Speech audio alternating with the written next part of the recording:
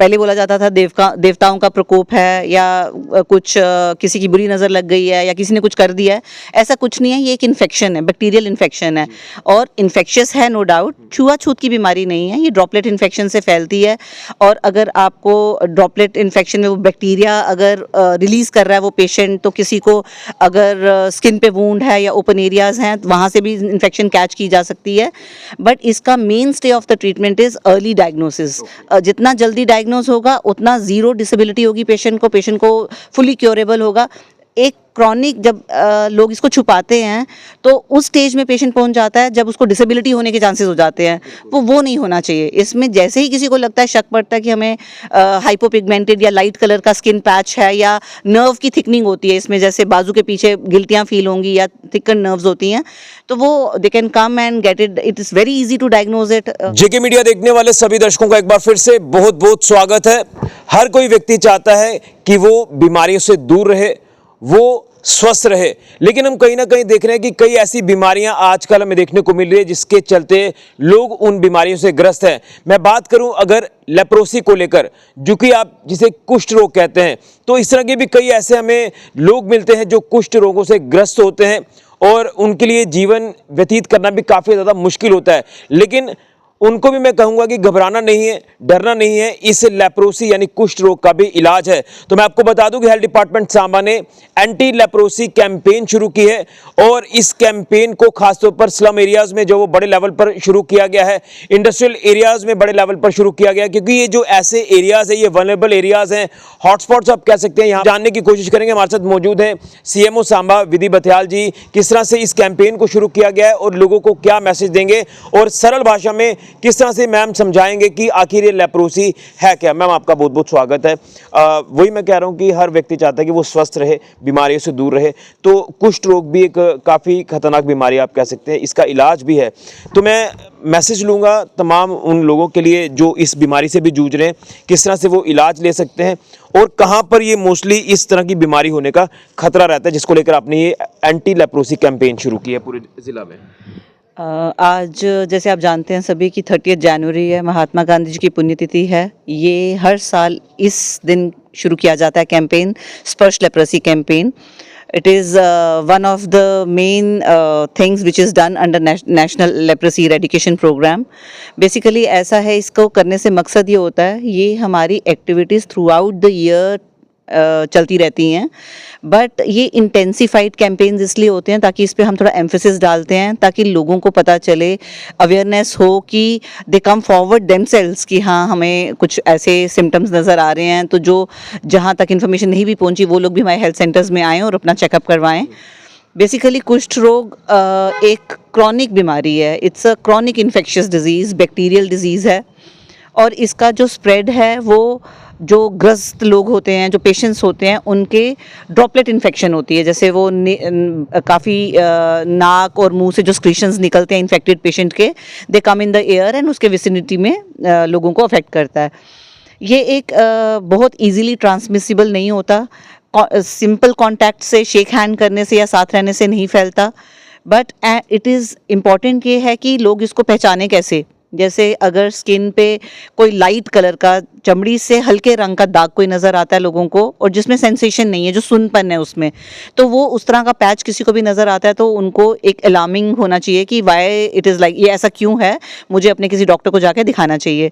इसमें नर्व की इन्वॉल्वमेंट होती है और इसमें सबसे इम्पॉर्टेंट ये है कि the earlier the patient comes, जितना जल्दी मरीज़ आएगा इट इज़ 100% क्योरेबल।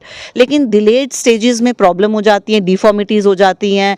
आपने देखा होगा आंखों की डिफॉर्मिटीज़ हो जाती है, पैरों की, हाथों की उंगलियां झड़ जाती हैं, नाक के झड़ जाने का होता है।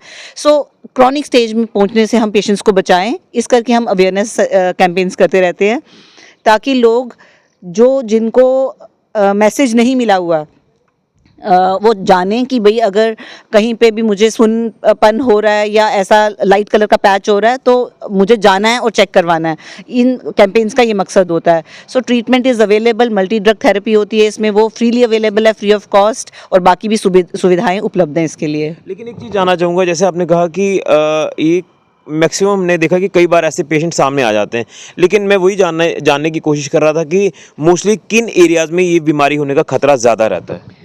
देखिए इसमें जैसे सभी इन्फेक्शियस डिजीज़ का रहता है कि जहाँ पे ओवरक्राउडिंग है, हाइजीनिक कंडीशंस अच्छी नहीं है, खाने का स्तर अच्छा नहीं है, न्यूट्रिशन अच्छी नहीं है, जैसे स्लम एरियाज़ हो गए, माइग्रेंट पॉपुलेशंस के जहाँ पे मतलब रह रहे हैं इकट्ठा एक कंजेस्टेड जगह पे, उन जगहों पे होने के चांसेस ज़्यादा होते हैं। वल्नरेबल पॉपुलेशन जैसे कोमॉर्बिड कंडीशंस होती हैं, इंडस्ट्रियल जैसे सांबा में इंडस्ट्रियल एरिया, सांबा में भी है, बड़ी ब्राह्मणा में भी है, जहाँ पे इकट्ठा लोग काफ़ी तादाद में लोग इकट्ठा रहते हैं, क्राउडेड पोजीशंस में रहते हैं, तो that is those are the vulnerable areas for this. But इसके लिए हमारा जो मुहिम रहता है थ्रू आउट द ईयर, हम वहाँ पे भी अवेयरनेस कैंपेन्स करते हैं, एक्टिव सर्वेलेंस भी करते हैं, वहाँ पे जाके लोगों को चेक करके टेस्ट करवाते हैं उनको यहाँ पे भी टेस्टिंग होती है, ट्रीटमेंट भी उनको डोर स्टेप पे पहुँचाया जाता है। So every facility is available, is just that कि लोगों में अवेयरनेस हो कि ये ट्रीटेबल डिजीज़ है। और सबसे इम्पॉर्टेंट इसमें मैं एक मैसेज देना चाहूँगी कि बाकी पब्लिक के लिए कि we should have zero discrimination with those people. They should be treated with dignity, equal treatment मिलना चाहिए, क्योंकि इसका it's not कि आप उसके साथ बैठे हो तो आपको इन्फेक्शन हो जाएगा। तो बाकी लोगों को भी चाहिए कि अगर उनके आसपास कुछ ऐसे नज़र आता है किसी को ये है, वो उनको मोबिलाइज करें, हमारे सेंटर्स में लाएं, हम डायग्नोज करेंगे, ट्रीटमेंट देंगे, एंड फुली क्योरेबल डिजीज़ है। एक सवाल मेरा आखिर में ये था कि आपने टेस्टिंग सेंटर्स को लेकर बात की कि आप कैंपेन के दौरान वहाँ उन पर्टिकुलर एरियाज में जाकर टेस्ट भी करते हैं, क्या इसको लेकर कोई स्पेशल टेस्टिंग सेंटर्स बनाए गए हैं पूरे डिस्ट्रिक्ट सांबा में, ताकि अगर कोई ऐसे पेशेंट हैं वो इजीली अप्रोच करके अपना इलाज वक्त पर शुरू कर पाएँ? देखिए इसमें स्पेशल टेस्ट एक ही टेस्ट होता है, दैट इज़ हम स्किन स्मीयर्स बनवाते हैं। तो स्किन स्मीयर बनवाने के लिए हमारे डिस्ट्रिक्ट हॉस्पिटल में ट्रेंड है, अदरवाइज़ हमारे लेप्रोसी के जो वर्कर्स होते हैं वो इन पेशेंट्स को मोबिलाइज करवाते हैं, गाड़ी में लेके जाते हैं। चमड़ी का रोग है तो चमड़ी के अस्पताल में भी लेके जाते हैं, वहाँ पे स्लिट स्किन स्मीयर टेस्ट होता है, वहाँ पे ये टेस्ट करवाया जाता है। It's just that patients just have to come forward, बाकी सब फैसिलिटी उनको। इजी वे में हम ये कह सकते हैं कि ये छुआछूत की बीमारी है जिसमें एक धारणा लोगों के अंदर आ जाती है। देखो इसके साथ, इस डिजीज़ के साथ बड़े स्टिग्मास अटैच्ड हैं।